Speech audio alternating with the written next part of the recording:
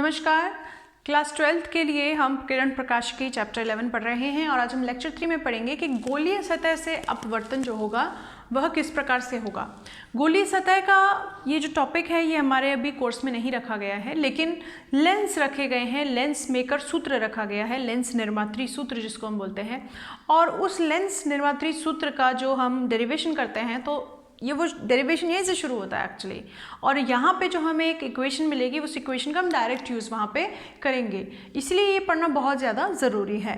तो गोलीय सतह कैसी होती है?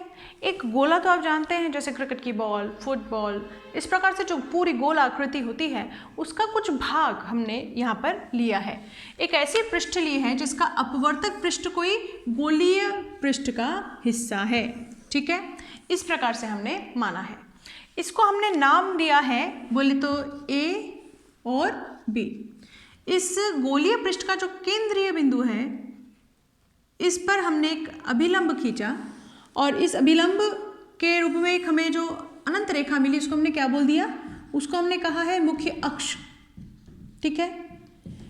चूंकि हम यहाँ पे अपवर्तन कराएंगे तो कोई स्रोत हमारे पास होना चाहिए और हम यहाँ पर एक बिंब ले रहे हैं जिससे निकलने वाली आपतित किरणों का यहाँ पर आपतन होगा और वो अपवर्तित किया जाएगा उनका।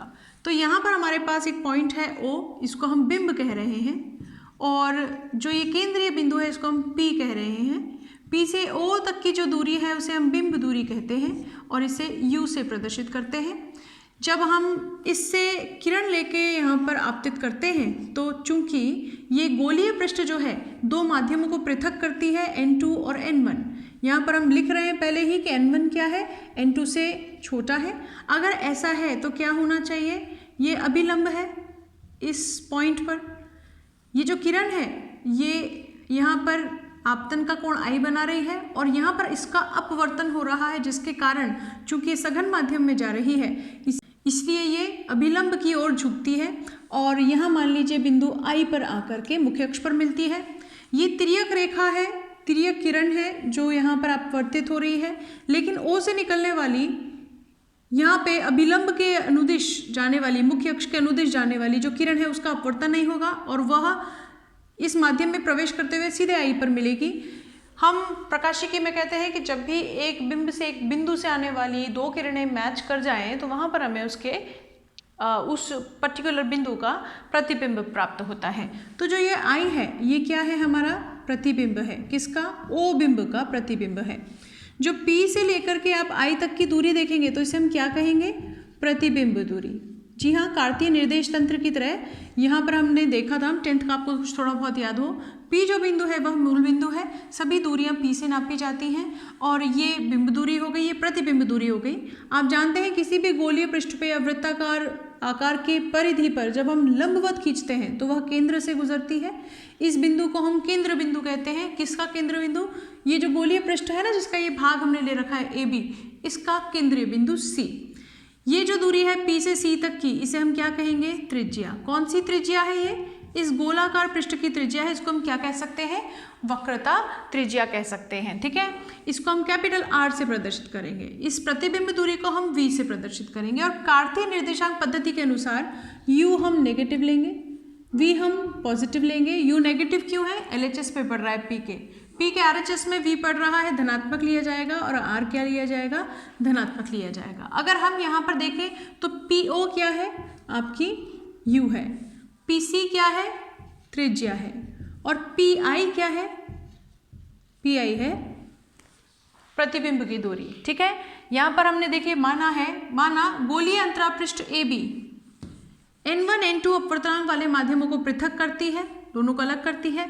मुख्य पृष्ठ पर बिंब O स्थित है जिसका प्रतिबिंब I पर अपवर्तन के पश्चात प्राप्त होता है और ये जो बिंदु है जहां आपतन हो रहा है इसे हम D कह रहे हैं। D बिंदु पर अपवर्तन होता है तो अपवर्तन पर हमेशा क्या लगेगा? स्नेल का नियम लगेगा। स्नेल का नियम कहता है N1 sin I बराबर N2 sin R। क्या कहा था? स्नेल के नियम ने, मैंने कैसे लिख लिया है? स्नेल का नियम कहता है sin I बटा sin R एक कांस्टेंट के बराबर होता है जो माध्यम 2 के अपवर्तनांक को माध्यम 1 की अपवर्तनांक की तुलना करने पर मिल जाता है। फिर आप यहाँ पर लिखते हैं, हम यहाँ पे लिखते हैं कि जो हमारा AB पृष्ठ है वो कैसा है? अल्प आकार वाला है। AB पृष्ठ अल्प आकार का है। तो अल्पाकार का होने की वजह से क्या हो गया, सभी कोण बड़े छोटे हो गए। इस वजह से हम कहते हैं कि जो साइन आई है वह हम किसके बराबर लिख सकते हैं, आई के बराबर। साइन आर को हम किस पे बराबर लिख सकते हैं, आर के बराबर। और यहाँ पर हम एक इक्वेशन लिखते हैं n1 आई बराबर n2 आर। इस इक्वेशन को मैं नंबर 1 इक्वेशन कह रही हूँ। अब यहाँ पर हम 3 और कोणों की बात कर रहे हैं। देखिए हम हर चीज़ LHS से शुरू कर रहे हैं, याद रखने के हिसाब से बता रही हूँ।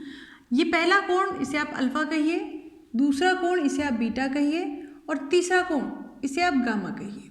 ठीक है, चूंकि हमने कहा है कि AB का आकार बहुत छोटा है, इसलिए D और P आपस में बहुत पास होंगे और ये इस तरह से देखा जाएगा जैसे कोई सरल रेखा हो।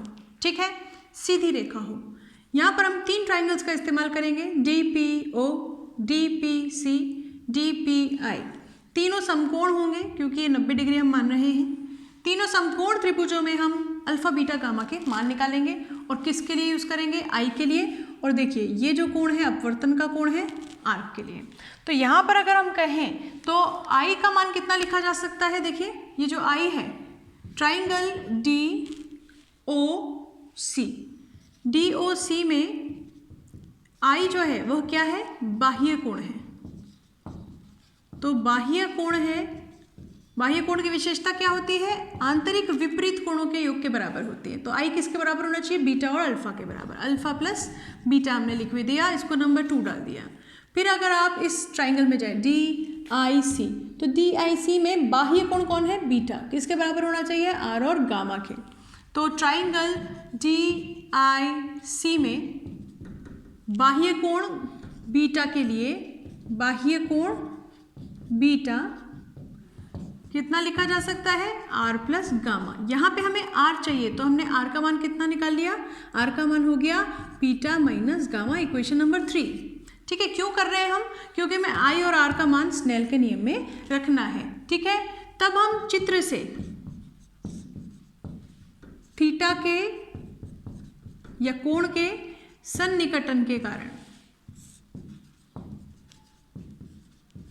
आप ट्राइंगल DPO में देखिए, ये ट्राइंगल DPO है, इसमें अगर हम tan अल्फा का मान निकालें तो चूंकि कोण बहुत छोटे हैं इसलिए अल्फा हम tan अल्फा को लिख पाएंगे और इसका मान कितना लिख पाएंगे, लंब बटा आधार DP बटा PO, नंबर 4। इसी प्रकार से ट्राइंगल DPC में आप tan बीटा का मान लिख पाएंगे बीटा के बराबर। क्यों लिख रहे हैं हम ऐसा, क्योंकि हमारे कोण बहुत छोटे हैं। उसका क्या कारण है कि ये जो पृष्ठ है ये बहुत छोटा है, सारे कोण बड़े छोटे हो गए, इसके कारण लंब DP ही रहेगा, आधार हो जाएगा PC। Equation number 5। अगर हम ट्राइंगल DPI में देखें तो tan गामा का हम मान निकाल सकते हैं और इसको हम गामा के बराबर लिख सकते हैं क्योंकि हमने अत्यल्प कोण का सन्निकटन लगा रखा है। DP बटा PI इसका मान हो जाएगा और इसे आप लिख पाएंगे नंबर 6।